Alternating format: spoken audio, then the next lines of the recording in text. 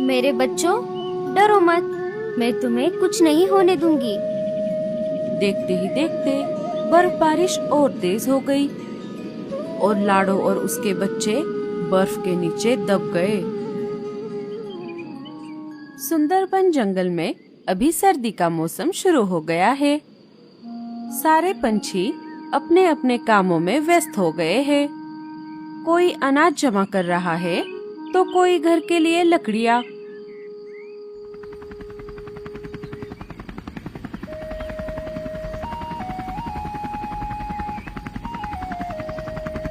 Bye bye mummy. Bye bye बच्चों, संभल कर जाना।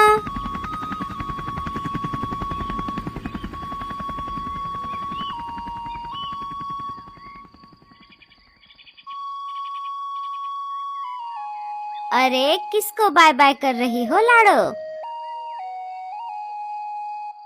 अरे मीनू मौसी, क्या आपने अभी देखा नहीं?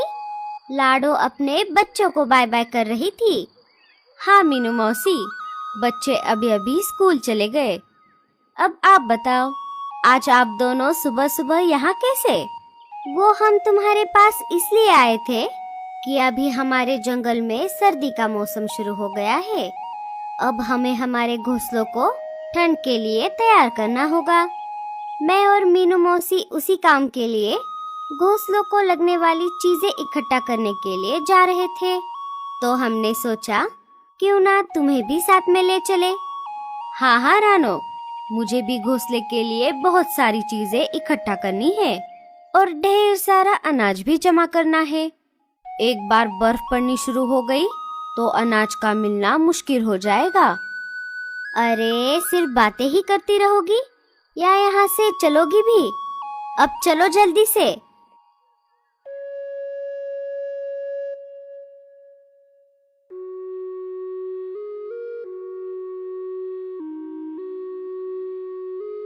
थोड़ी देर उड़ने के बाद वो तीनों एक अनाज के खेत के पास आ जाती है।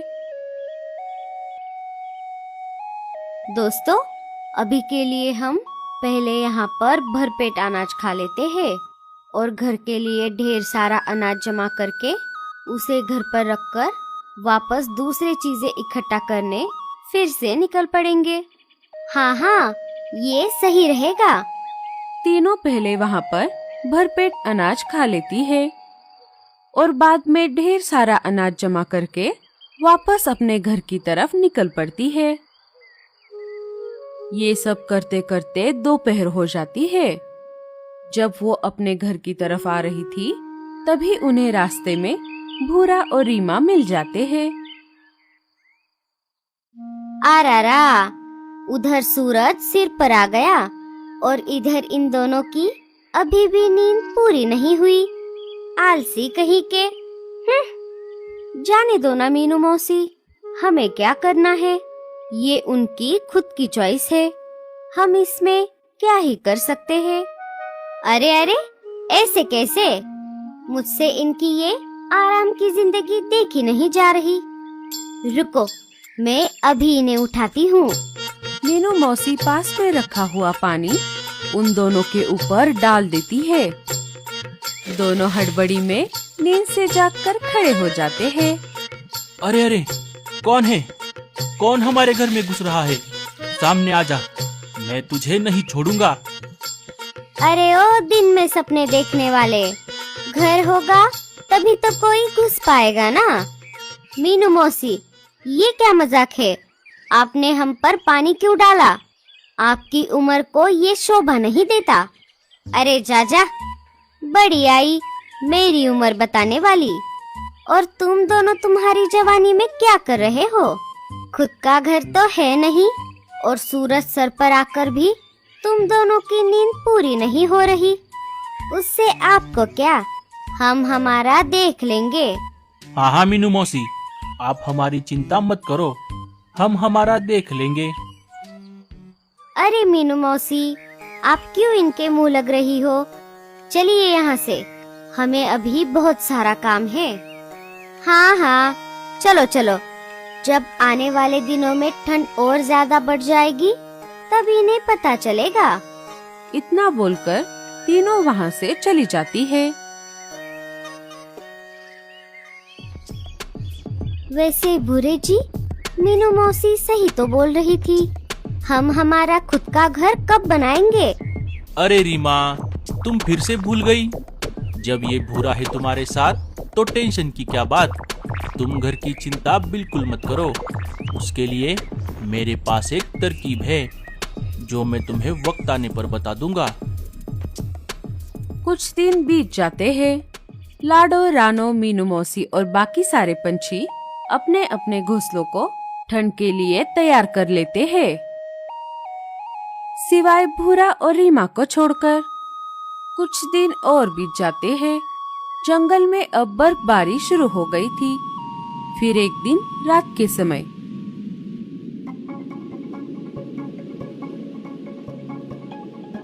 अजी, अब और मुझसे ठंड बर्दाश्त नहीं हो पाएगी।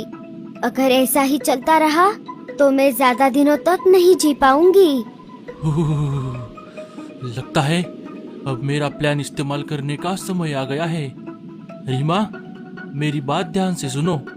भूरा अपना सारा प्लान रीमा को बता देता है। अरे वाह वाह वाह, भूरे जी, आपका प्लान तो बहुत अच्छा है। चलो फिर, हमें अभी निकलना होगा। भूरा और रीमा वहाँ से निकलकर सीधा लाडो के घर के बाहर आ जाते हैं। रीमा घर का दरवाजा खटखटाती है। लाडो, अरे ओ लाडो, दरवाजा खोलो। अरे, इस समय इतनी रात को कौन आया होगा? अरे, कौन है बाहर? अरे लाडो, हम हैं, भूरा और रीमा। लाडो दरवाजा खोल देती है। अरे भूरे, रीमा, तुम दोनों यहाँ कैसे? अरे वो सब हम तुम्हें अंदर आकर बताएंगे, पहले हमें अंदर ले लो। बोलो रीमा, तुम दोनों इतनी रात को यहाँ क्यों आ गए? अरे क्या बताऊं लाडो बहन, इस साल की ठंड तो बहुत ज्यादा है और तुम्हें तो पता ही है कि हमारे पास हमारा खुद का घर नहीं है। हाँ हाँ, ये सब मुझे पहले से पता है। अब तुम पॉइंट पर आ जाओ, आगे बोलो।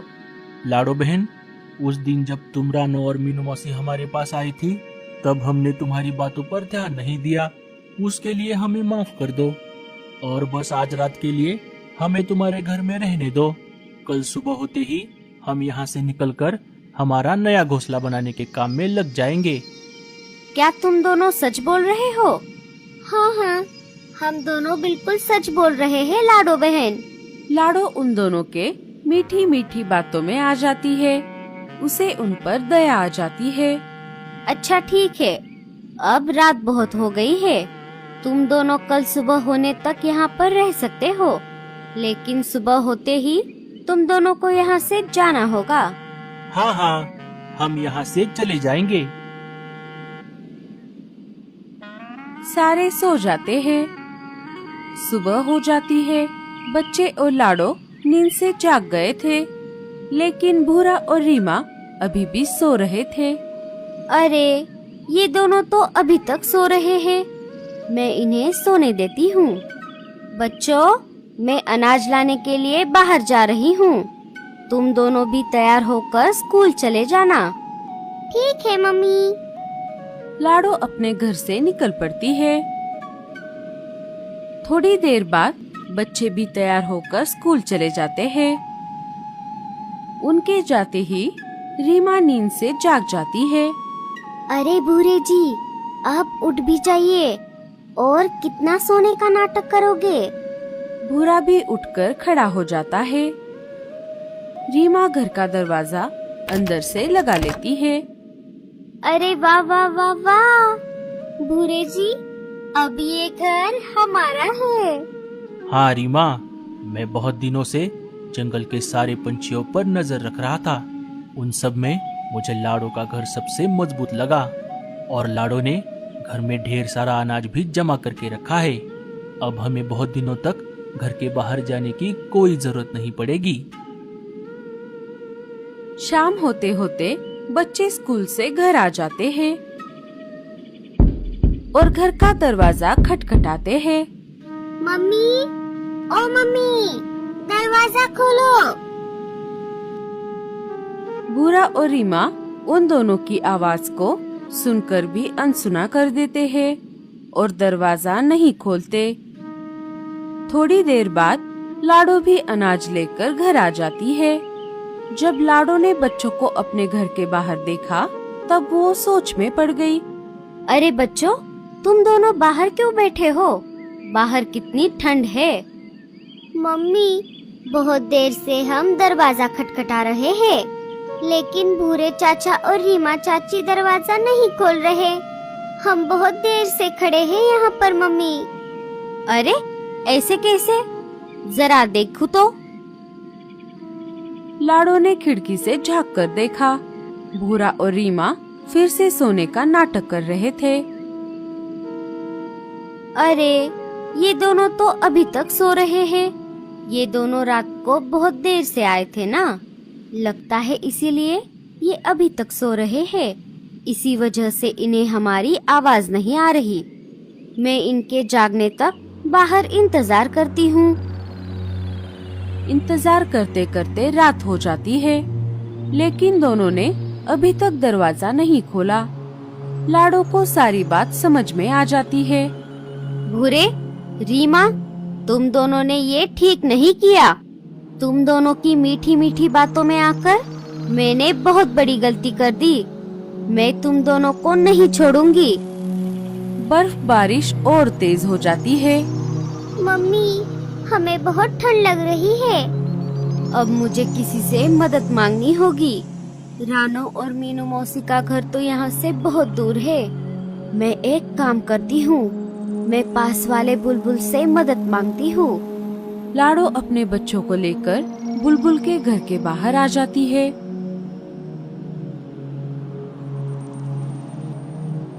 अरे लाडो, तुम इतनी रात को यहाँ कैसे? लाडो सारी बात बुलबुल को बता देती है। बुलबुल, क्या आज रात के लिए मैं और मेरे बच्चे यहाँ पर रह सकते हैं?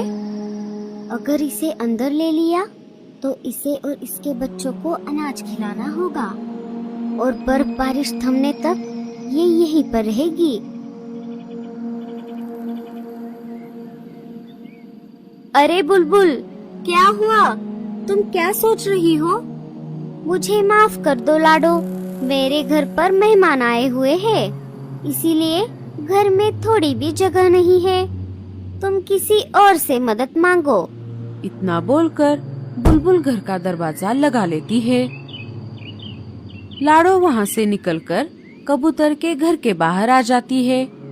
कबूतर भी बहाना देकर लाडो को वहाँ से जाने को कहता है। हे ऊपर वाले, अब मैं क्या करूं? मम्मी, अब हम और नहीं उड़ सकते। मेरे बच्चों, तुम दोनों डरो मत, मैं तुम्हें कुछ नहीं होने दूंगी। लाडो अपने बच्चों को अपने पंखों के नीचे ले लेती है। देखते ही देखते बच्चे और लाडो बर्फ से ढक जाते हैं। मम्मी, ओ मम्मी, उठ जाओ। अरे बाप रे, तो मैं ये सब सपने में देख रही थी। लाडो अपने बच्चों को गले लगा लेती है। अगर ये सपना सच होता तो मेरा और मेरे बच्चों का क्या होता? लाडो भूरे और रीमा को नींद से जगा देती है। भूरे, रीमा, अब तुम दोनों को जाना चाहिए। हाँ हाँ, जा रहे हैं। भूरे जी, हमारा सारा प्लान तो चौपट हो गया। लगता है अब हमें घर बनाना ही होगा। तो दोस्तों, कैसी लगी आपको हमारी ये बर्फ बारिश वाली कहानी? हमें कमेंट्स में जरूर बताना। और ये स्टोरी